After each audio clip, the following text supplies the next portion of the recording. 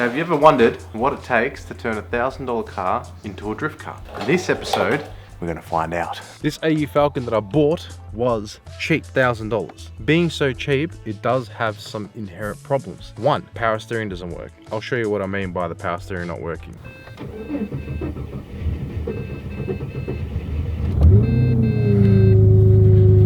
It almost didn't start. So a normal power steering system, well, a car with a working power steering, you should be able to turn it around with one finger. This, you have to manhandle it to try and turn it. And can you hear? It's whining. So there's obviously an issue with the power steering system or the pump. And when you accelerate, it becomes easier to turn. So there's definitely something wrong with the power steering system. Okay, so the problem with Chasers, Silvias and Skylines is they are so expensive. Like, they're getting to a point where if you break something, it is going to be costly. With the cost, you're scared to drive it, you're scared to drift it, you're scared to smash it into a wall at Calder, let's just say. So we have to look at the other end of the money spectrum, which is the cheaper end. There were over 200,000 AU Falcons produced in Australia throughout its life. Being produced in Australia and parts being cheap, readily available, and having aftermarket support, I put the two together, price, parts availability, and I came to the conclusion of building a drift car. Since we're going ahead and fixing the power steering problem, we might as well do some preventive maintenance. We're going to do oil change, coolant flush, and there's a radiator hose that I need to fix. The whole purpose of this build is to keep the price down, make it as easy as possible for you guys to recreate what I'm building. At the end of the day, we want to have cheap thrills, cheap fun. And this is the best way to do it. First thing we're going to do is change that power steering pump.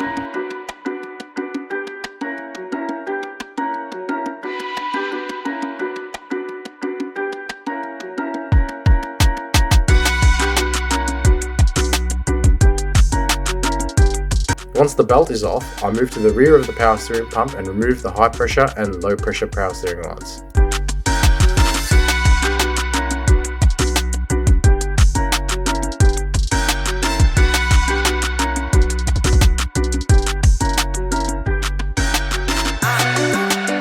Once I removed the power steering lines, I cracked onto the front of the power steering pump and started removing the 3 bolts that hold it in place.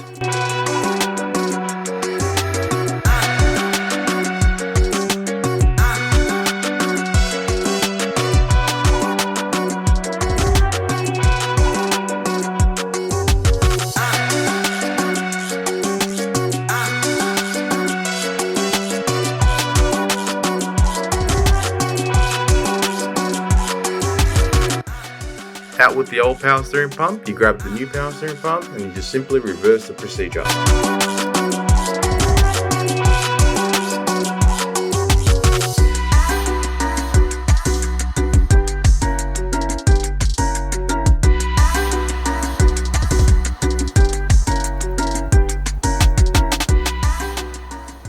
Ooh.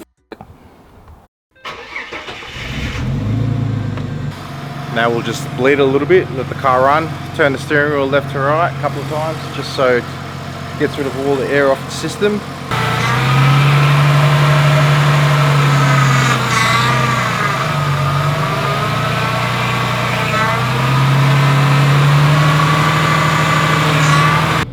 Look at the difference, look at that. Now you can just do it with one finger. That is what I call a success. While we're doing that, I would like to make an announcement. So this video is sponsored by Oxido. Oxido is an industry standard LED light expert. I'm talking specifically about their Y16 series HB4 9006 LED headlight bulbs. These are an absolute weapon of a headlight, packing 120 watts and a massive 24,000 lumens per pair. They are 9 times brighter than a stock halogens with a crisp 6500K cool white light that lights up the road like daylight. Perfect beam patterns and no dark spots. Super easy plug and play installation that fits like factory. CAN bus ready for no error codes and built tough with over 60,000 hours of lifespan. Boys, look how easy this is to install. I've unplugged the old one, which just literally sits on that, and then you get the new light, plug it in like that. Easy, and then put it into your light socket. You can't get any easier than that. Now let's see the difference. Look at the difference in the headlight, man. Holy shit. Look how much brighter it is. See, that's the new one, the LED light, and that's the old halogen light.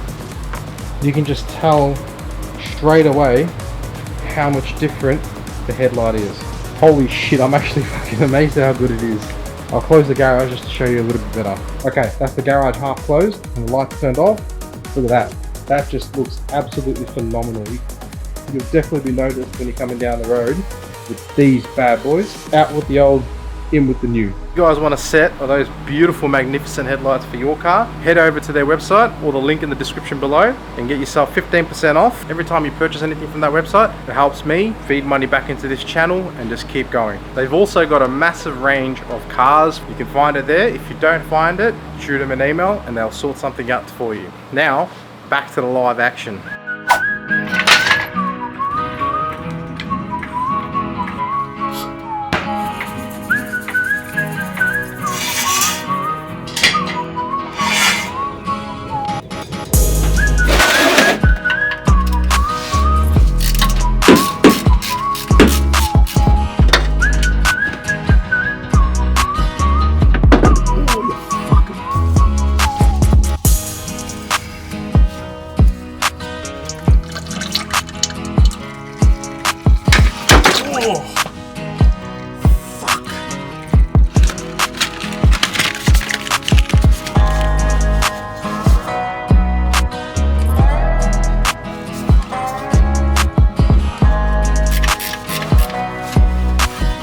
Judging by the oil, I don't think this thing has been serviced in a very, very long time. It's just been thrashed. So I'm sort of glad I've done a service. Throw some new oil in it, and then next will be a coolant flush.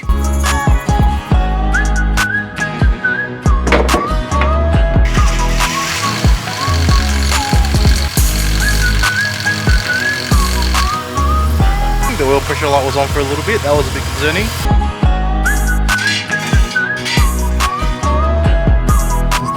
Only filled with water, I'll just drop the bottom hose, let all the water out, and then fill it up with coolant.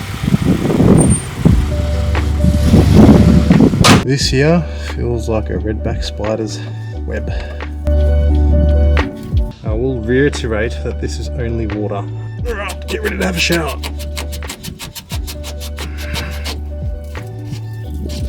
Oh god, the camera! I'll turn the Falcon around.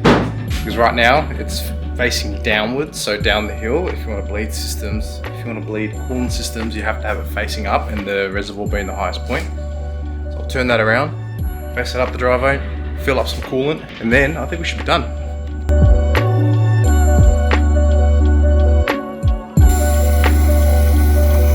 This is how long since it's been I've worked on cars. I forgot that I had one of these.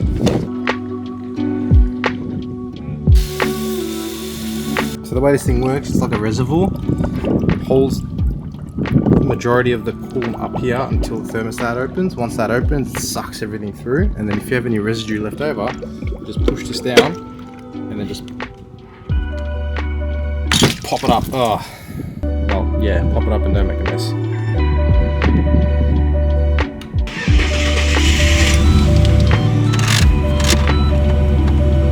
Now we just let it warm up. Wait for the thermostat to open up, then water should get, all the coolant should go through, and then it should be good. If any of this interests you and you want us to tag along for this journey, make sure you're subscribed, click the bell icon just so you know when the new video comes up. Alright, let's do this drive. Power steering pump's done, new fluid, new engine oil, filter. I can already tell you that power steering pump makes a world of a difference. I'll fucking tell you that much. Oh fuck, dude. That actually drives really nice. If only I could get this thing registered, I would. But it has too much rust. And the rust is on the chassis rail as well, or well, the seal, the bottom of the door. And no one's gonna pass that. This thing's got a catback exhaust in it too, so it sounds pretty good.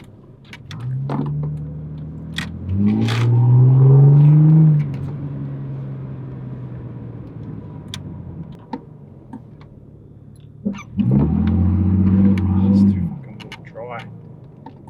Let's see, let's try again. Nah. balls, man, no balls.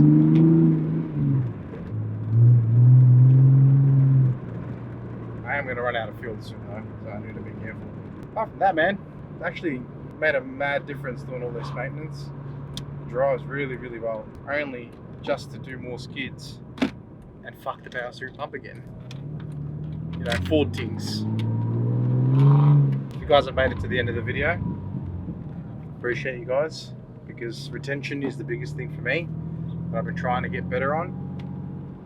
Appreciate you guys sticking it out, watching it to the end. I do have one more little surprise. Fuck, it's too dry. It needs to be wet.